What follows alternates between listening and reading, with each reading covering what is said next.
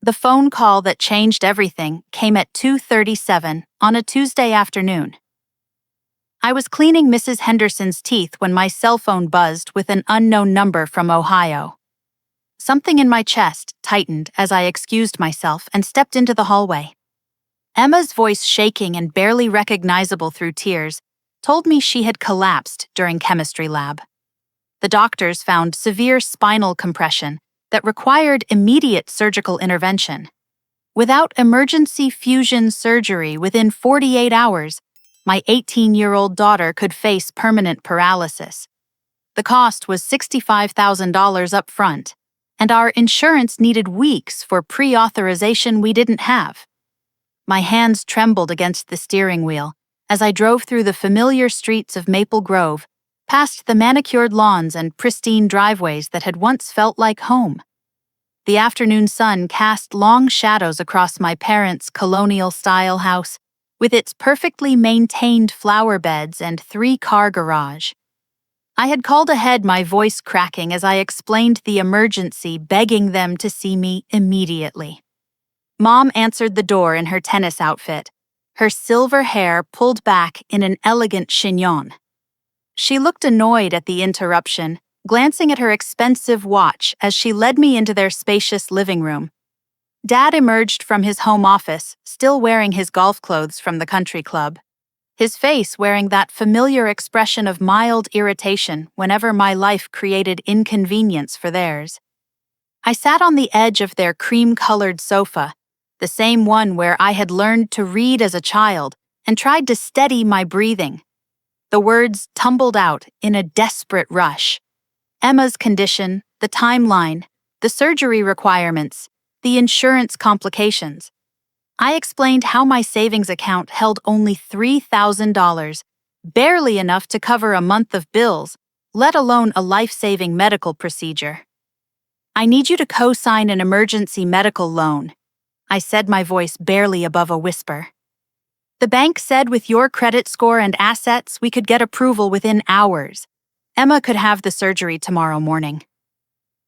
Dad leaned back in his leather recliner, his fingers steepled in front of him like he was considering a business proposal rather than his granddaughter's future.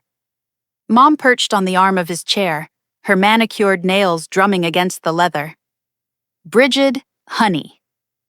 Mom began, her voice taking on that patronizing tone I remembered from childhood. "Your father and I have worked very hard to build our financial security. We can't just risk our credit and assets every time there's a family crisis." "This isn't just any crisis," I said, standing up, my voice rising. "This is Emma, your granddaughter. She could be paralyzed for life if she doesn't get this surgery." Dad cleared his throat, adjusting his golf shirt. "Have you considered that maybe this is a learning opportunity for both you and Emma? Life has consequences.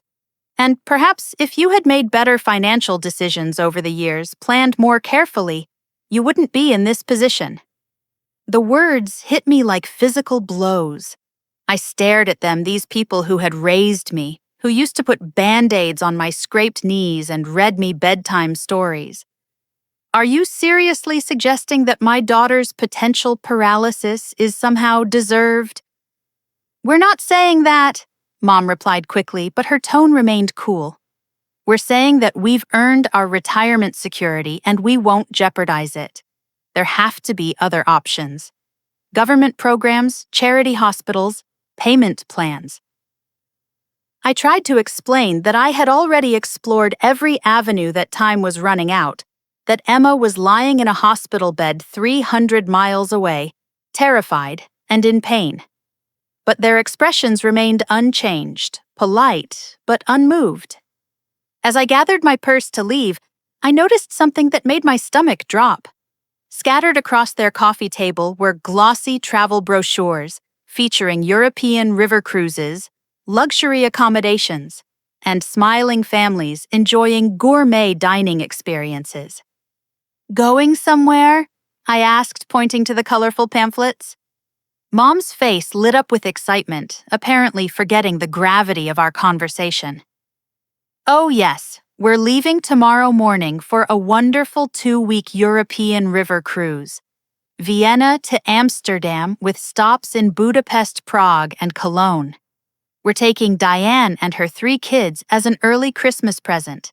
The whole package was $14,000, but it's going to be absolutely magical. My sister Diane, who lived in California and whose children my parents doted on. Diane, whose husband earned 6 figures as a software engineer. Diane, who had never needed to ask for help because their lives had unfolded exactly according to plan. $14,000, I repeated slowly, for a vacation, while Emma lies in a hospital bed.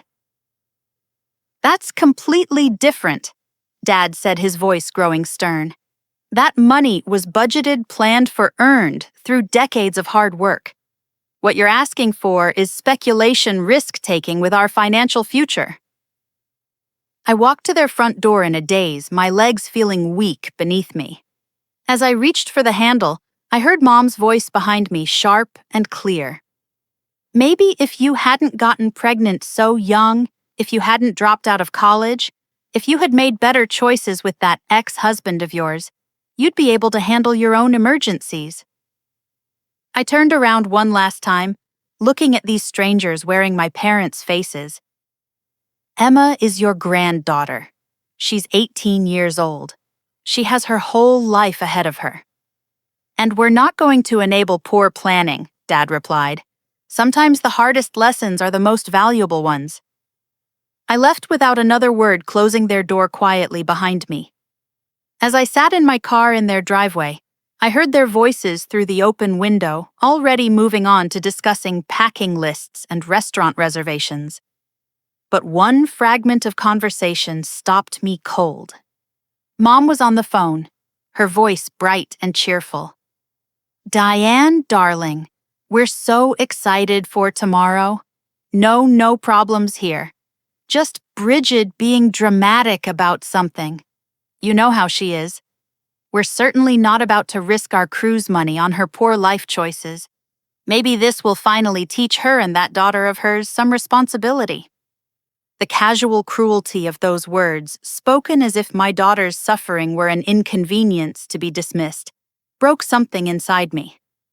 I drove away from their house with tears streaming down my face, but underneath the grief, something harder was forming. They had shown me exactly who they were, and I would never forget it. The next 18 hours passed like a nightmare blur of rejection and growing desperation. I drove straight from my parents' house to First National Bank, where I had held my checking account for 12 years. The loan officer, a kind woman named Janet, reviewed my application with genuine sympathy, but ultimately shook her head. My income as a dental hygienist, while steady, didn't qualify me for an unsecured loan of that magnitude. Have you considered a secured loan against your car? She suggested, glancing at my 10-year-old Honda through the window. The Blue Book value is maybe $8,000, I replied, my voice hollow, and I need it to get to work. I spent the afternoon driving from bank to credit union to online lender. Each application required detailed financial information credit checks and waiting periods that stretched far beyond Emma's surgery deadline. The phrases blurred together insufficient collateral debt to income ratio, unacceptable risk factors. My phone rang constantly with updates from the hospital. Emma's pain was worsening, and the swelling around her spinal cord was increasing pressure. The surgeon, Dr. Martinez, explained in careful, compassionate terms that delays could result in permanent nerve damage. The insurance company representatives spoke in cold, bureaucratic language about pre-authorization requirements and appeals processes that would take weeks. By 10 that evening, I was sitting in my small apartment, surrounded by rejection letters and medical bills, calculating and recalculating numbers that refused to add up. I had considered selling everything I owned, but the furniture, jewelry, and electronics would bring maybe $2,000 at most. I thought about starting a crowdfunding campaign, but Emma needed surgery in 20 hours, not the weeks it would take to raise significant money online. Desperation drove me to consider options I had never imagined. I researched medical loans with predatory interest rates that would take decades to repay. I called distant relatives I hadn't spoken to in years, swallowing my pride only to learn they faced their own financial struggles. I even contacted Emma's father, my ex-husband Derek, knowing full well he was behind on child support and living with his third wife in a rented trailer. At midnight, I made one final attempt. I drove back to my parents' house, hoping against hope that they had reconsidered that the reality of the situation had penetrated their indifference. But the driveway was empty, the house dark. They had left for their luxury cruise while their granddaughter faced potential paralysis. Standing on their front porch, I remembered that I still had an emergency key hidden under the decorative planter by their door. They had given it to me years ago, back when our relationship was different, when they actually seemed to care about my well-being. I had used it maybe 3 times in the past decade, always with their permission, usually to water plants while they traveled. Inside their house, everything was immaculate and silent. I wasn't there to steal or snoop, just to retrieve my grandmother's engagement ring that I had left in their safe for protection after my divorce. It was the one valuable item I owned, a small diamond, surrounded by sapphires that had been in our family for 3 generations. I had hoped to pass it to Emma someday, but now it represented her only chance at walking again. Dad's home office was located off the main hallway behind heavy oak doors that had always intimidated me as a child. The safe was built into the wall behind his desk, and I knew the combination because it was Grandma's birthday, 10/15/23. The ring was exactly where I had left it, nestled in its original velvet box. As I reached for it, my eyes fell on a stack of legal documents spread across Dad's desk. The letterhead read, Brooks, Coleman and Associates Estate Planning, and I could see my grandmother's name typed across multiple pages. Something about the arrangement struck me as odd. Why would there be new estate documents for someone who had died 8 months ago? Curiosity overcame my ethical reservations. I examined the papers more closely and felt the blood drain from my face. These weren't old documents being filed or reviewed. They were recent correspondence dated just 6 weeks ago, discussing the final distribution of Grandma's estate. According to the paperwork, Grandma had left an estate valued at $450,000. The original will dated 3 years before her death, specified that her assets should be divided equally among her 3 children, my father Harold, my uncle Robert, and my Aunt Susan. Additionally, she had designated $50,000 each for her 4 grandchildren, myself, my sister Diane, my cousin Marcus, and my cousin Jennifer. But the documents I was reading told a completely different story. An amended will dated just 2 months before Grandma's death left the entire estate to my parents, with no provisions for the grandchildren. The amendment claimed that Grandma had decided her children needed the inheritance more than her grandchildren, who were young enough to build their own wealth. I photographed every document with my phone, my hands shaking as the full scope of what I was seeing became clear. There were bank statements showing transfers of $150,000 into my parents' accounts 6 months ago. There were legal bills for probate proceedings that I had never been told about. There were correspondence files discussing the complexity of estate distribution and the need for family privacy during the grieving process. But the most damning evidence was a handwritten note in my father's familiar script, clipped to a legal memo. It read, "Confirmed with Patricia that D and B were never told about the inheritance provisions. Proceed with amended distribution. The girls don't need to know what they never expected to receive." D and B, Diane and Bridget, my sister and me. Sitting in my father's leather chair, surrounded by evidence of systematic deception, I felt something fundamental shift inside me.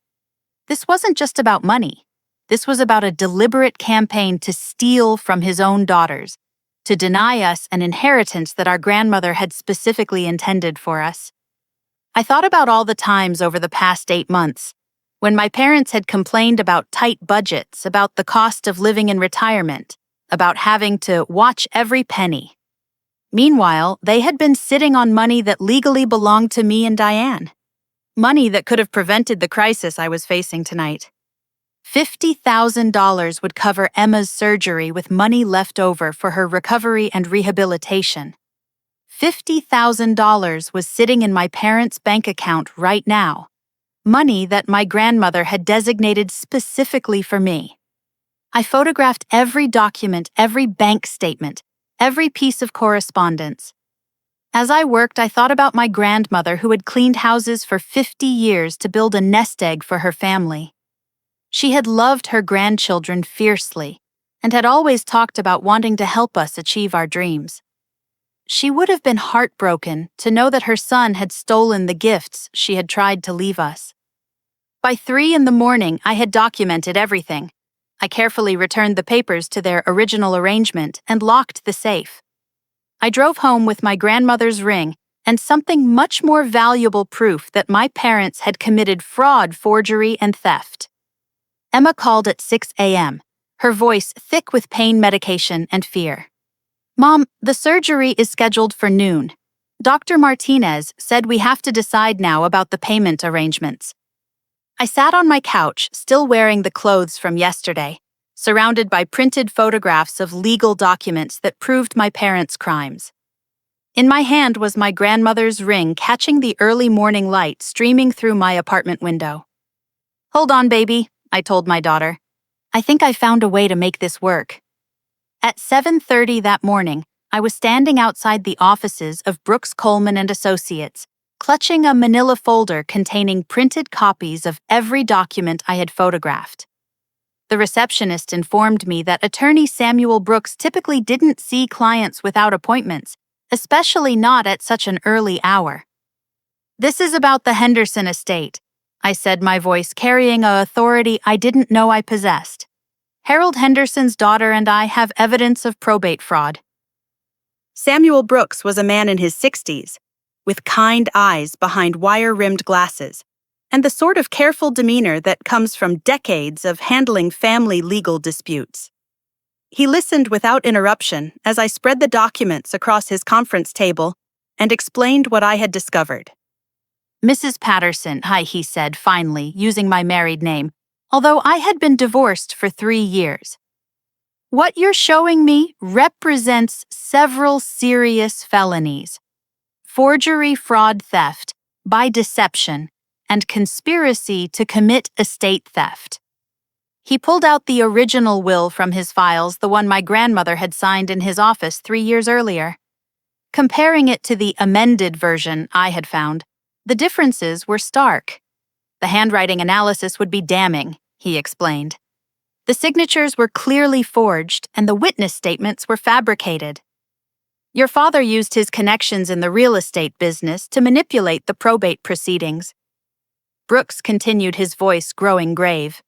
"Your mother's background in banking allowed her to facilitate the financial transfers without triggering normal oversight procedures. This was a sophisticated, premeditated crime." I sat in his leather chair trying to process the magnitude of their betrayal. "How much money are we talking about?"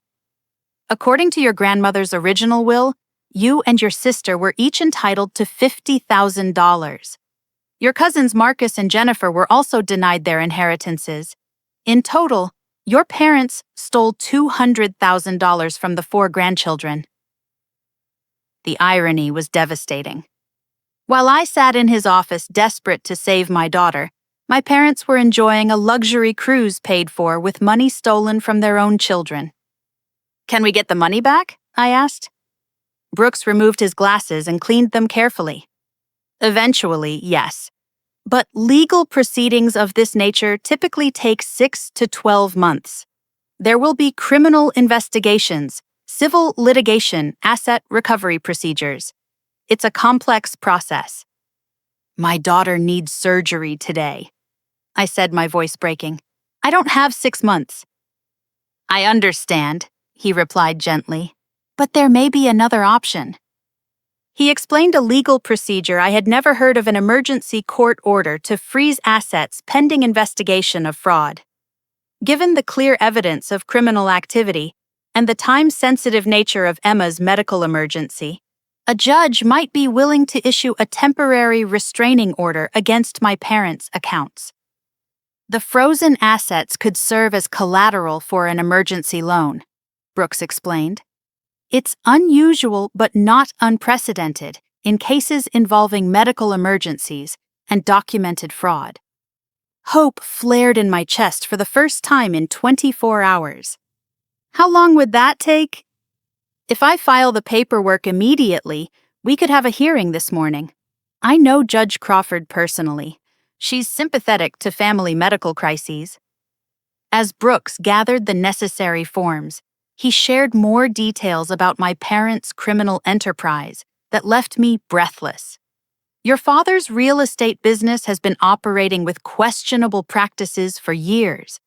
Inflated appraisals, manipulated inspections, undisclosed conflicts of interest. Your mother used her banking connections to facilitate money laundering for some of Harold's clients. I stared at him in disbelief. You knew about this? I suspected, he admitted. There were irregularities in several estate cases Harold was involved with over the years, but I never had concrete evidence until now. He pulled out another file folder, this one thick with documentation. Your parents' entire wealthy lifestyle is built on systematic fraud. Tax evasion, client theft, insurance fraud. The evidence you've provided doesn't just prove they stole your inheritance. It proves they've been operating a criminal enterprise for over a decade. The scope of their crimes was staggering. Brooks estimated that their illegal activities totaled over $2 million in stolen money, fraudulent transactions, and tax avoidance schemes.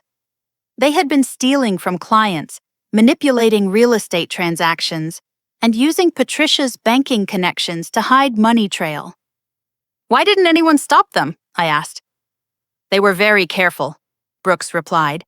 Harold's reputation in the real estate community provided cover, and Patricia's banking expertise helped them avoid detection. They targeted elderly clients, people going through divorces, families in crisis who were least likely to question their methods. As we prepared for the emergency court hearing, Brooks shared one final revelation that stopped me cold. Your sister Diane has no idea about any of this. According to the documents you found, your parents told her that your grandmother left no money to the grandchildren. She believes she was never entitled to an inheritance. I thought about Diane currently on a luxury cruise that she believed was simply a generous gift from our parents. She had no idea she was being used as cover for their criminal activities, that her presence on the cruise was designed to make their vacation appear like a normal family celebration rather than criminals fleeing with stolen money. Diane is going to be devastated, I said. Yes, Brooks agreed. But she's also going to be a key witness when this case goes to trial. 2 hours later, I sat in Judge Crawford's courtroom as Brooks presented our emergency petition. The judge, a woman in her 50s with sharp eyes and a no-nonsense demeanor, reviewed the evidence with growing disgust. This court finds clear and convincing evidence of fraud in the Henderson estate proceedings, she announced. I'm issuing an immediate restraining order, freezing all assets in the accounts of Harold and Patricia Henderson, pending criminal investigation. The frozen accounts provided sufficient collateral for Emma's medical loan. By noon, the funds were available. I called Dr. Martinez with shaking hands and gave him the authorization to proceed with surgery. Your daughter is going to be fine, Mrs. Patterson, he assured me. We're taking her into surgery now. As I sat in the hospital waiting room 300 miles away, my phone buzzed with a text message from Brooks. Emergency court order executed. Your parents' accounts are frozen. Criminal investigation initiated. Justice is beginning. For the first time in 36 hours, I allowed myself to breathe. Emma was going to walk again. And my parents were about to discover that actions have consequences, even for people who believe themselves above accountability. Especially for people who steal from their own children while their granddaughter faces paralysis. Emma's surgery lasted 6 hours and 47 minutes. I spent every moment of that time in the hospital waiting room, alternating between anxious pacing and researching everything I could find about my parents' business dealings. Armed with my laptop and a hospital Wi-Fi connection, I dove deep into public records, business filings, and real estate transactions that painted an increasingly disturbing picture. Dr. Martinez emerged from the operating room just after 8 p.m., still wearing his surgical scrubs, but with a smile that made my knees weak with relief. "The surgery was completely successful," he announced. "We were able to relieve all pressure on the spinal cord and stabilize the affected vertebrae. Emma is going to make a full recovery with no permanent damage." I burst into tears right there in the hospital corridor, months of stress and fear finally finding release. When they allowed me to see her in recovery, Emma was groggy but alert, her fingers moving normally when I squeezed her hand. "Did it work, Mom?" she whispered through the medication haze. "Perfectly," I told her, kissing her forehead. "You're going to be dancing again by Christmas." While Emma slept that first night, I continued my research from her hospital room. What I discovered about my parents' criminal enterprise went far beyond simple inheritance theft. Using online databases and cross-referencing property records, I uncovered a pattern of systematic fraud spanning over 15 years. Harold's real estate company had been systematically overcharging clients, manipulating property appraisals, and concealing defects during inspections. Patricia had used her position at the bank to facilitate money laundering operations, helping Harold's clients move suspicious funds through legitimate-looking real estate transactions. Together, they had created a sophisticated network for financial crime. The evidence was methodical and damning. Elderly clients who sold their homes through Harold's agency were routinely overcharged for services with the excess fees diverted to offshore accounts. Property inspections were falsified to hide expensive repairs, allowing Harold to flip houses at inflated prices, while unsuspecting buyers inherited costly problems. Patricia's banking connections provided the financial infrastructure to make it all appear legitimate. Over the next 3 days, while Emma began her recovery process with physical therapy and pain management, I worked with Attorney Brooks to build a comprehensive case against my parents. We contacted the FBI Financial Crimes Division, the Internal Revenue Service, and the State Real Estate Regulatory Board.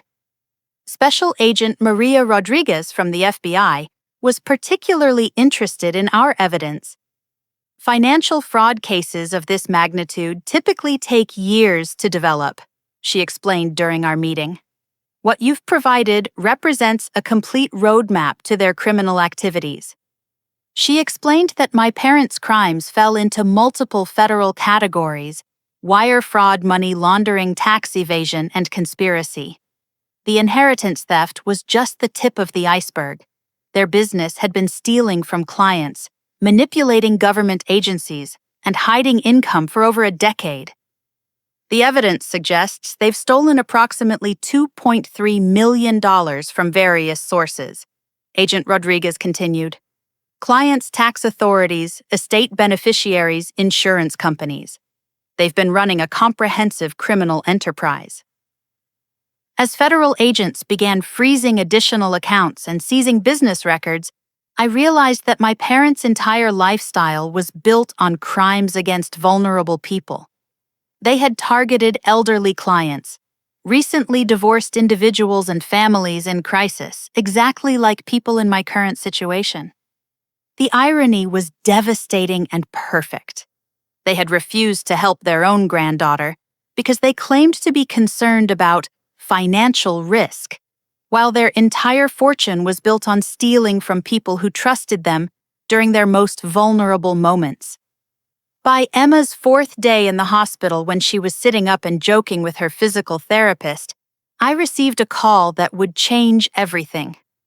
Brooks contacted me with an update that made my hands shake. The federal investigation has uncovered something extraordinary, he said, his voice tight with excitement. Your parents have been under surveillance by multiple agencies for the past 2 years. The IRS, FBI, and state authorities have been building cases against them, but they never had enough evidence for prosecution. He explained that my discovery of the inheritance fraud had provided the missing pieces that law enforcement needed. The documentation I had photographed contained details about offshore accounts, money laundering procedures, and client fraud that investigators had been unable to access. You've essentially handed them a complete criminal prosecution on a silver platter, Brooks continued. The authorities are moving forward immediately with arrests and asset seizure. But there was more.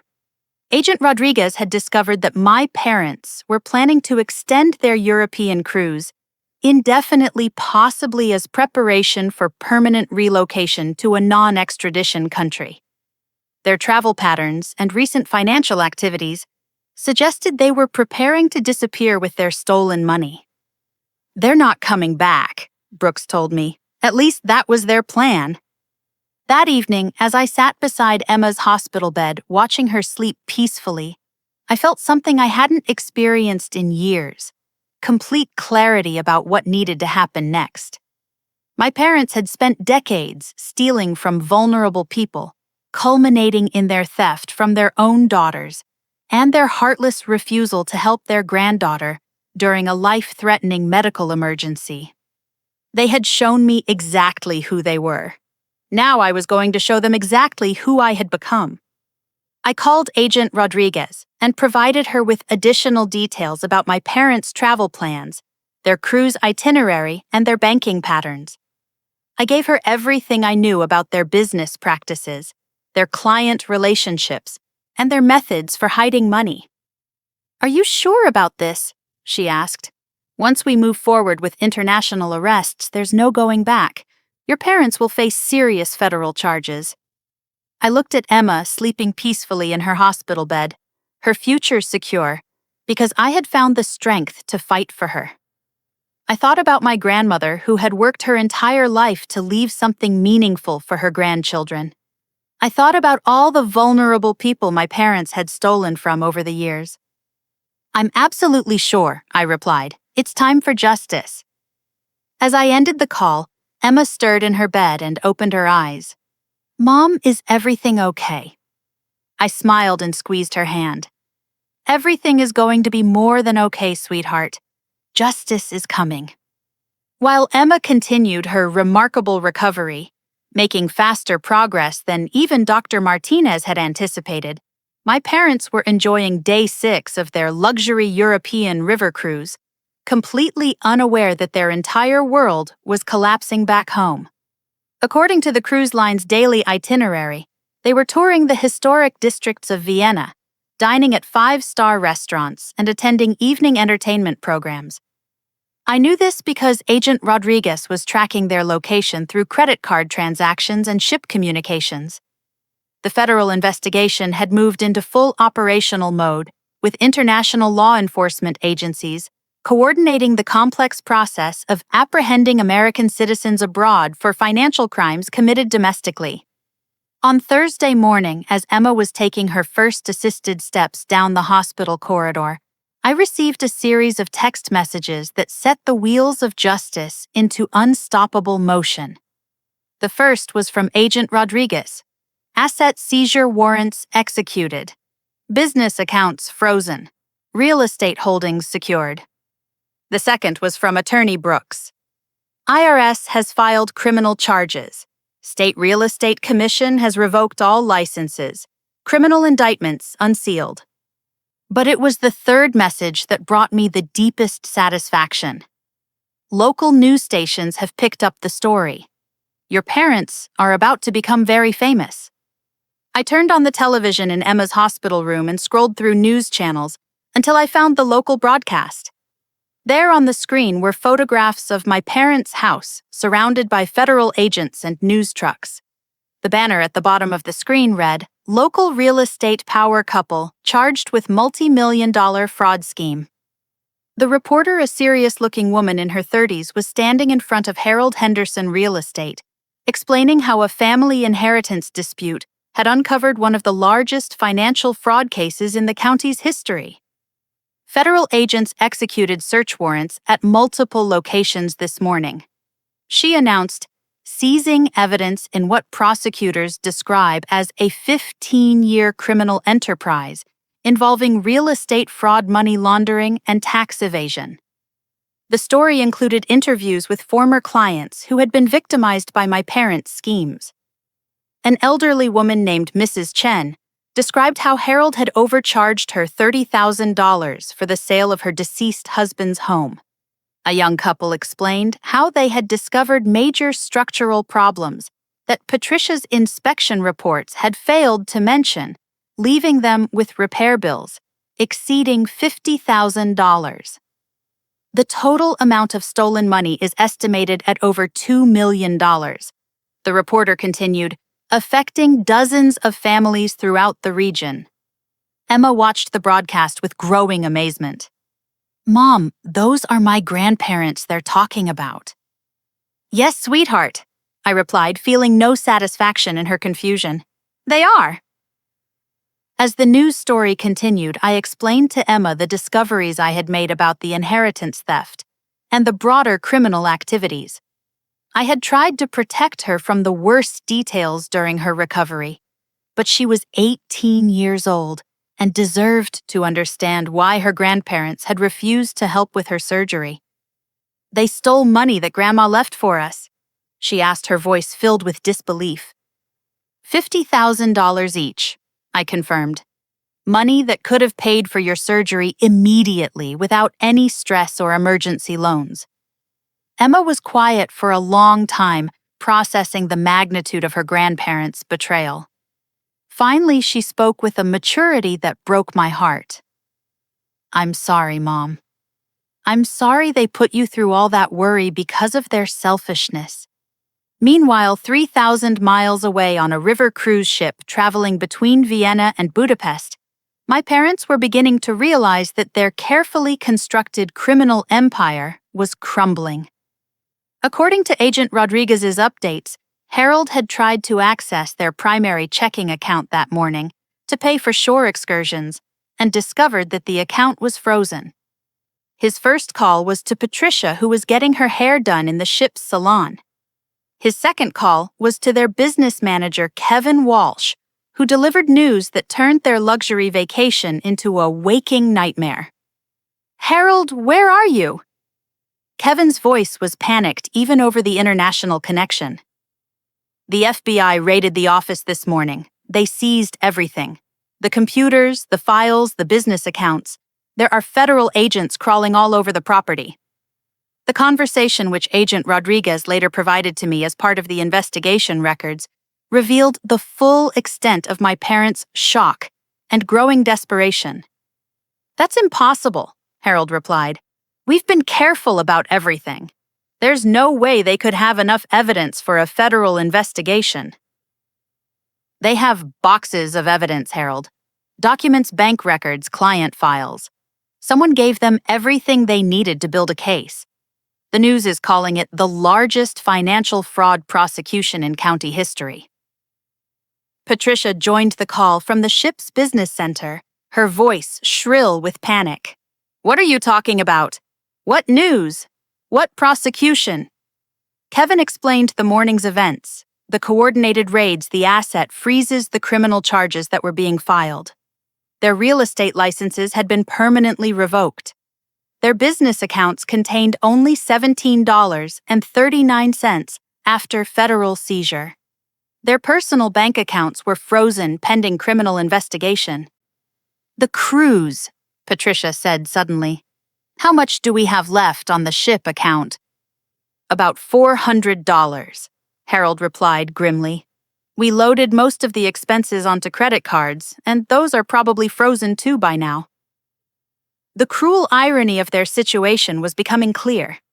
They were trapped on a luxury cruise ship surrounded by wealthy passengers, enjoying gourmet meals and premium entertainment, while their own access to money evaporated in real time. They couldn't even afford basic amenities, let alone the emergency flights home that their legal situation would require. But the worst was yet to come.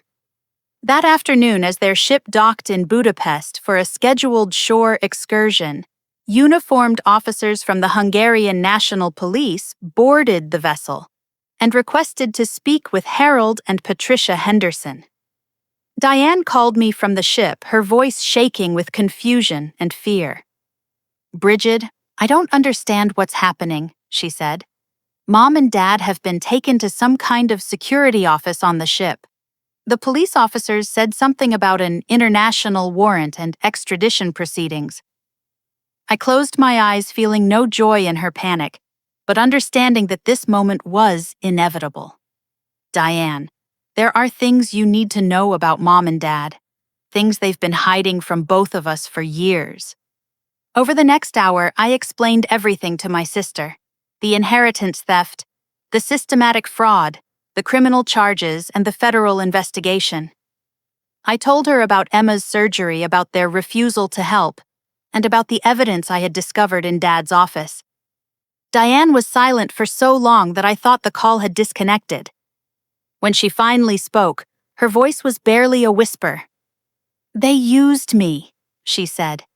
"This whole cruise bringing me and the kids, we were just cover, weren't we? To make it look like a normal family vacation instead of criminals fleeing the country."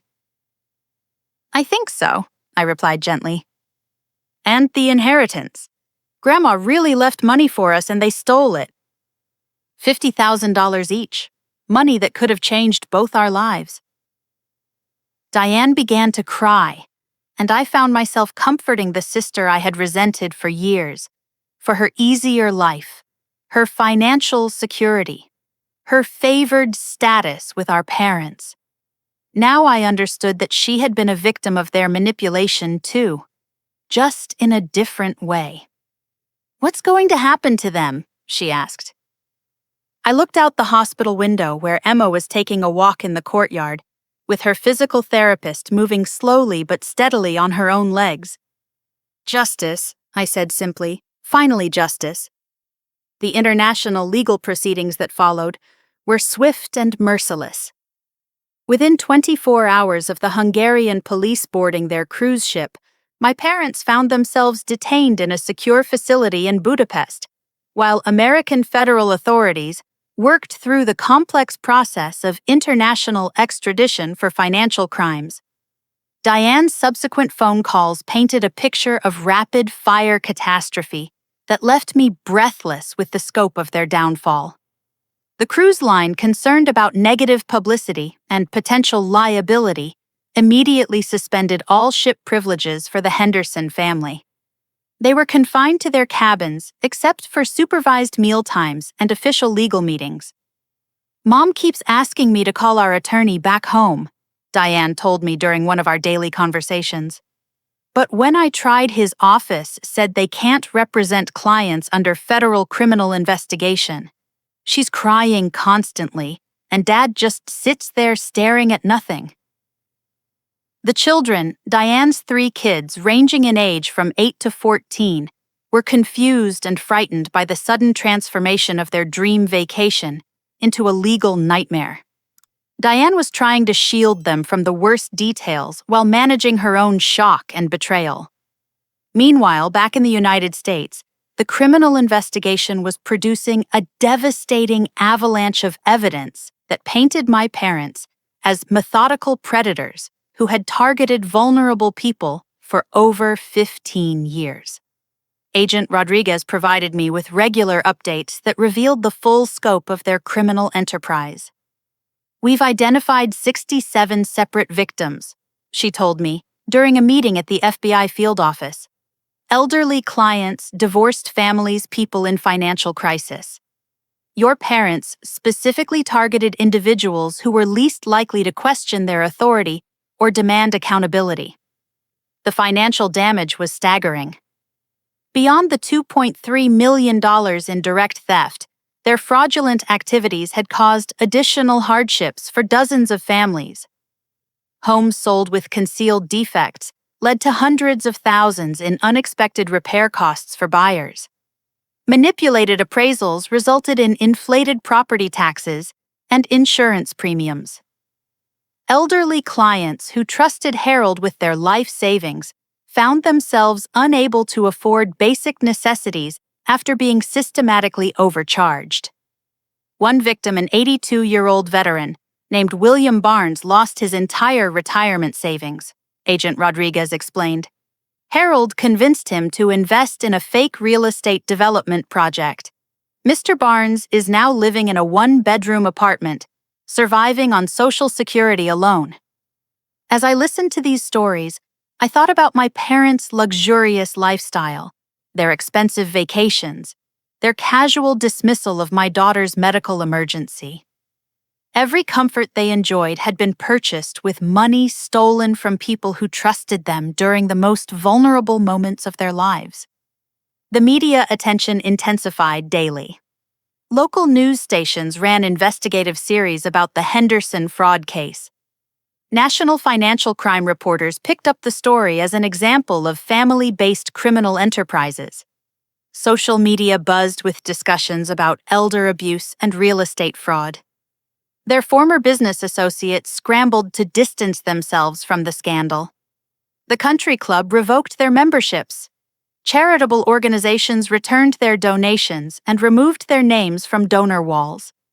Friends and neighbors who had envied their wealth suddenly found themselves questioned by federal investigators about their knowledge of illegal activities.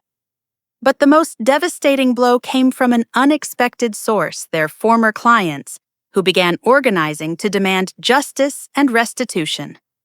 Mrs. Chen, the elderly woman who had been overcharged $30,000 for her home sale, contacted a consumer advocacy attorney and filed a civil lawsuit against my parents' estate.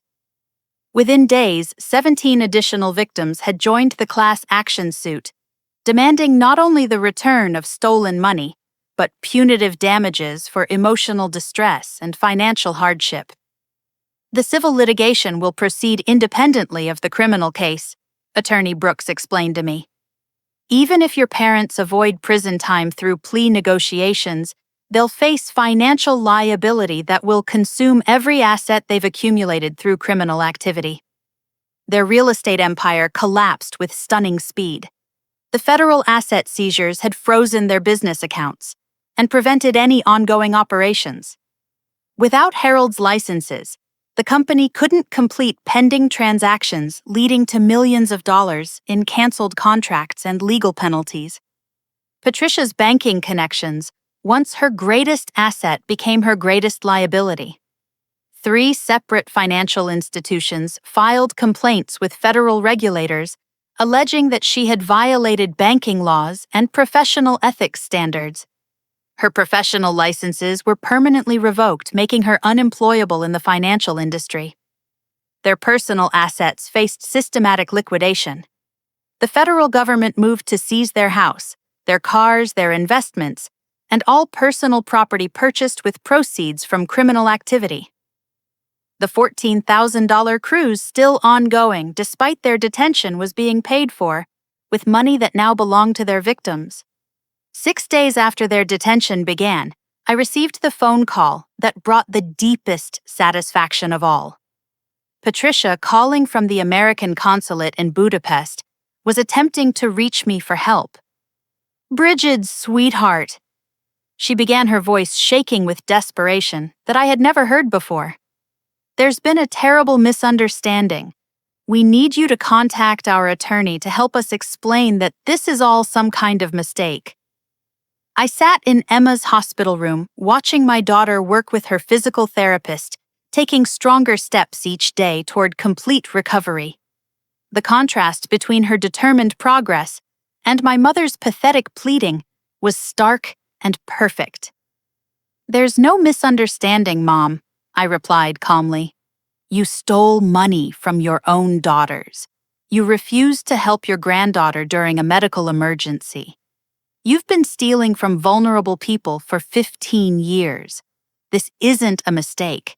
This is justice. We can fix this, she insisted, her voice becoming shrill.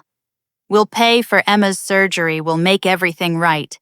We just need you to help us get home so we can sort this out. Emma's surgery was already paid for, I informed her, with money from the inheritance you stole from me. The courts froze your accounts and used the recovered funds as collateral for her medical loan. The silence on the line stretched for nearly 30 seconds. When Patricia spoke again, her voice was barely audible. You did this! You turned us in! You did this, I corrected her. Every crime, every theft, every cruel decision that led to this moment. You showed me who you really are, and now the whole world can see it too. I hung up the phone and turned my attention back to Emma, who was practicing walking upstairs with her therapist. My daughter's courage and determination, her refusal to let temporary setbacks define her future, reminded me of everything my parents had never been. That evening, as Emma and I watched the sunset from her hospital room window, Diane called with the final update that completed their downfall. The cruise line is flying us home tomorrow, she said, her voice exhausted. Mom and Dad will be arrested the moment our plane lands in Chicago. The federal marshals are already waiting at the airport. Are you okay? I asked, genuinely concerned about my sister's emotional state. I'm angry, she replied honestly, angrier than I've ever been in my life. They used me, they used my children, and they stole from both of us while pretending to be loving parents. I'm done with them, Bridget. Completely done. As I ended that call, Emma looked at me with eyes that held wisdom beyond her 18 years. Mom, are you sad about Grandma and Grandpa? I considered her question, carefully searching my heart for any trace of regret or grief for the parents I had once loved. No, sweetheart, I replied honestly. I'm not sad.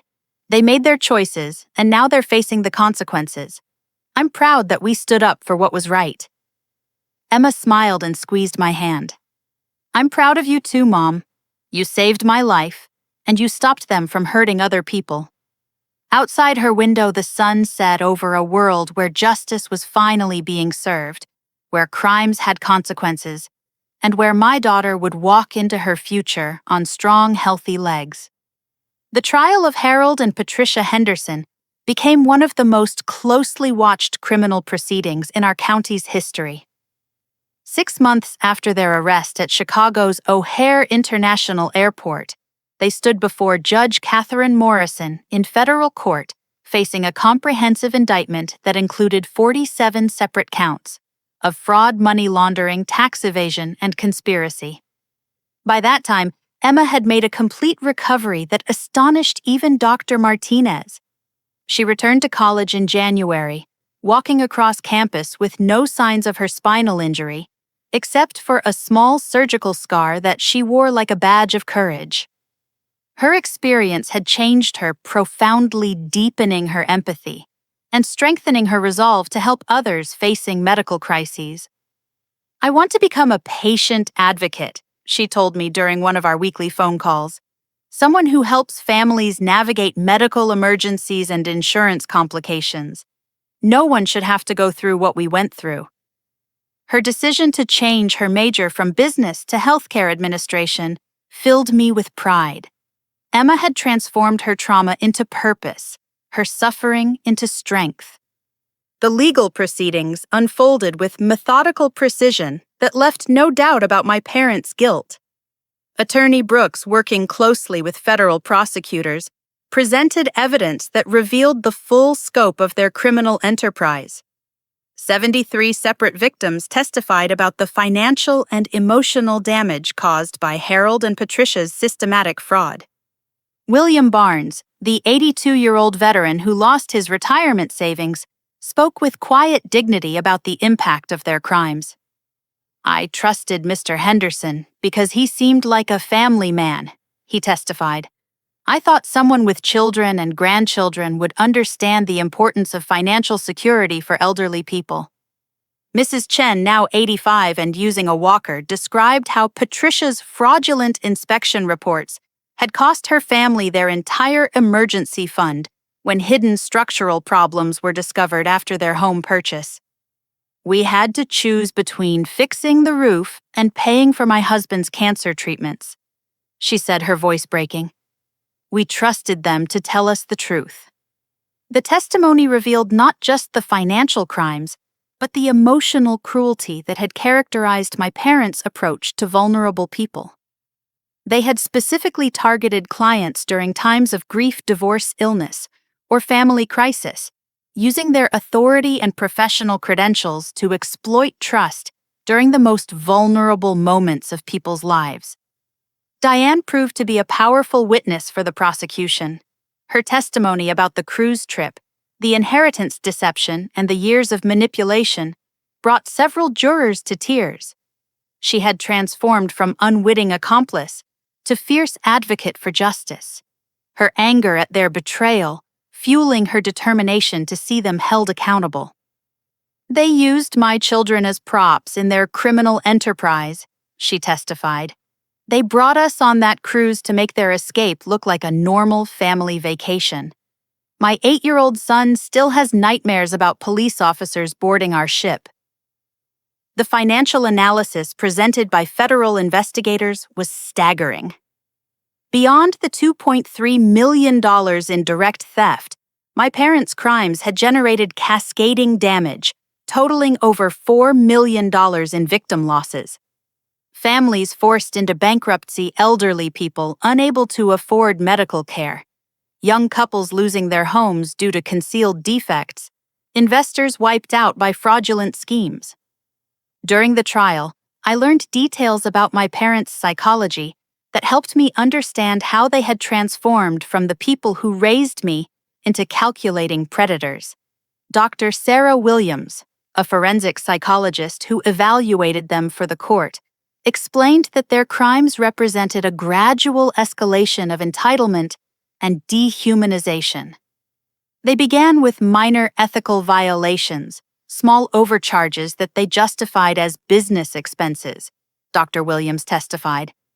Over time, their ability to rationalize increasingly serious crimes expanded.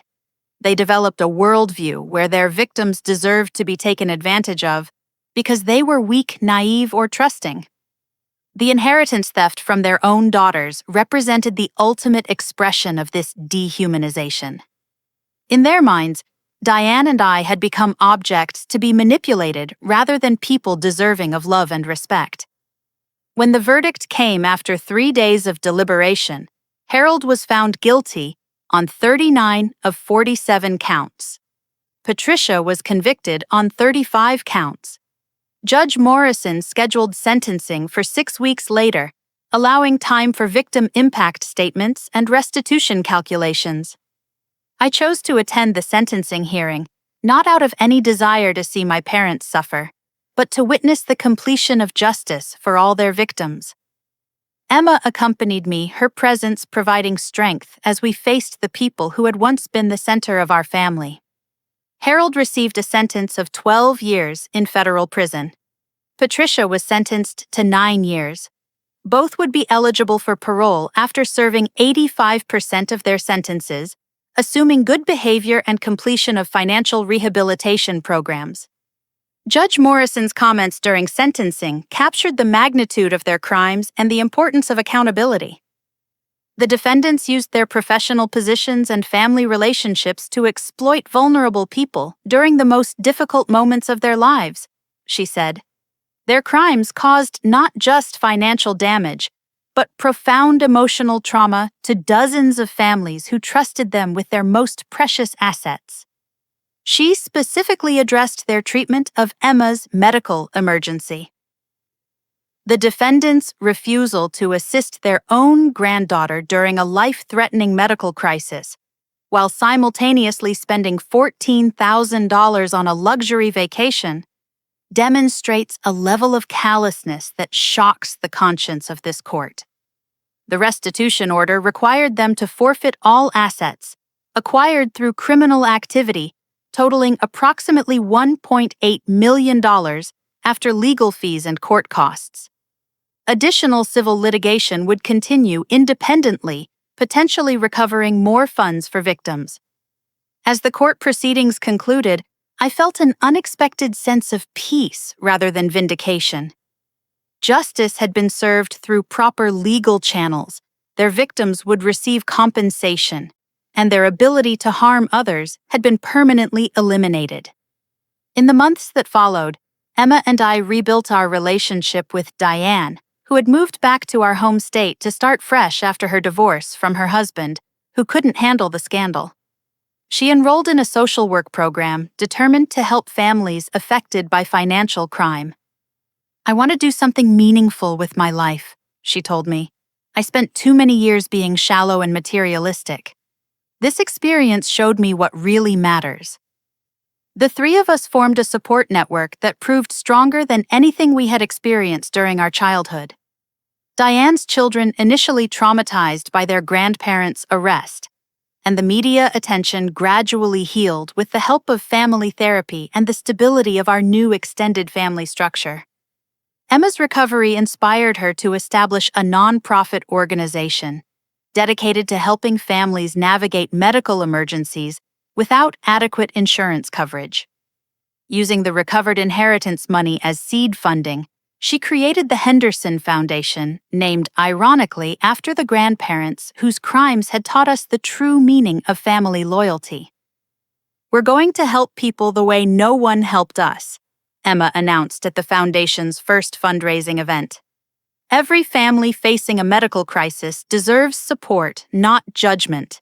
Every child deserves grandparents who choose love over selfishness."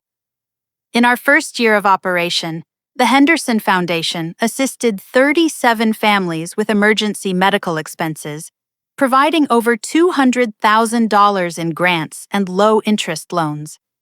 Emma's vision had transformed our trauma into a force for good in the world. My own healing journey led me back to school to pursue a degree in social work specializing in elder abuse prevention.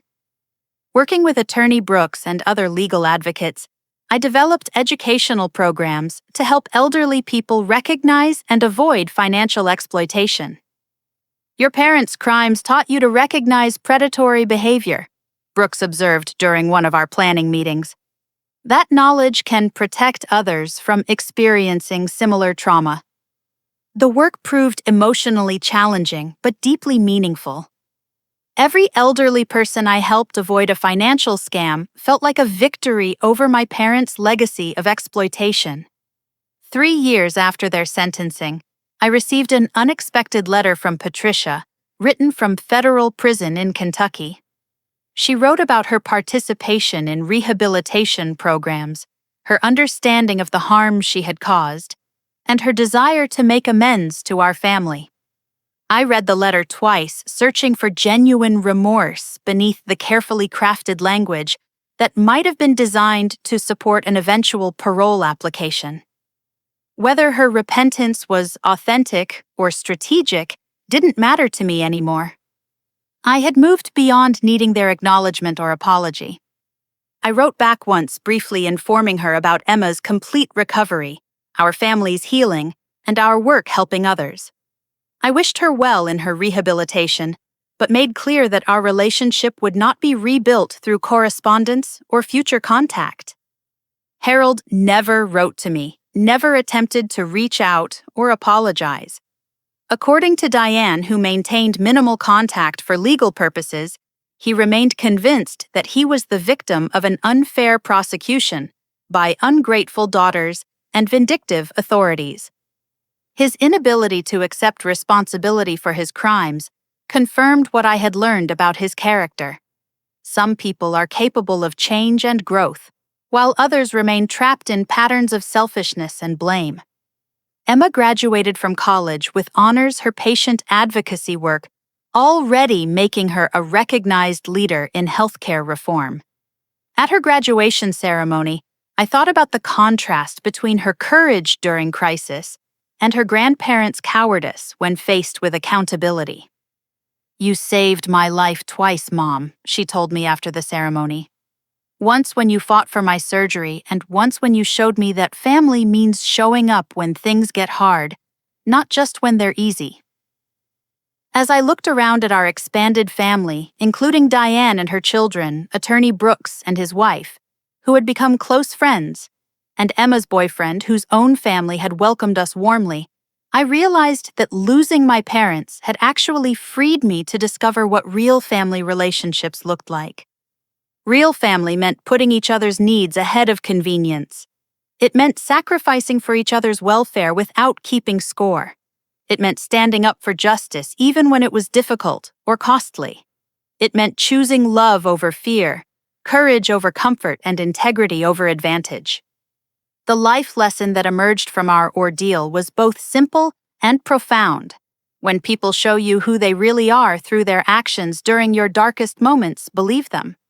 But don't let their failure define your capacity for love, generosity, or hope. Some relationships can be healed through forgiveness and growth.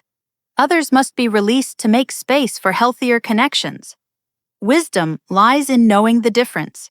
Emma and I built a life based on the values my parents had rejected, putting family first, helping others during crises, and choosing integrity over profit. Their crimes had been designed to secure their comfort at the expense of vulnerable people. But the consequences of their choices ultimately created something beautiful. A family dedicated to lifting others up rather than tearing them down. On the 5th anniversary of Emma's surgery, we held a fundraising gala for the Henderson Foundation that raised over $300,000 for families facing medical emergencies. As I watched Emma speak confidently to a room full of donors about the importance of supporting families in crisis, I felt gratitude for the strength that adversity had revealed in both of us. My parents had shown me the devastating power of selfishness and greed. Emma showed me the transformative power of courage and compassion. I knew which legacy I wanted to pass forward to future generations.